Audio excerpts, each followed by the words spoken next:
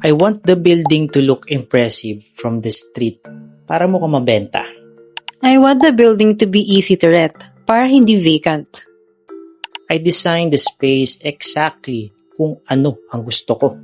I designed the space so any business can rent it. Mas madaming choices.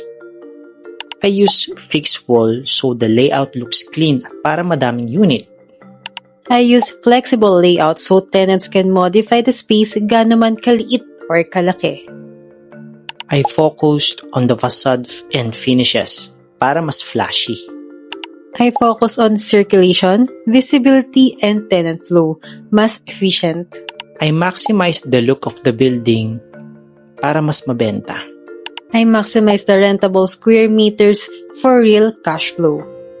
I built something beautiful sa harap. I built something profitable sa lahat. I designed for what is uso ngayon. I design for long-term use. For more smart property design, follow Architect Brendan and Rufa.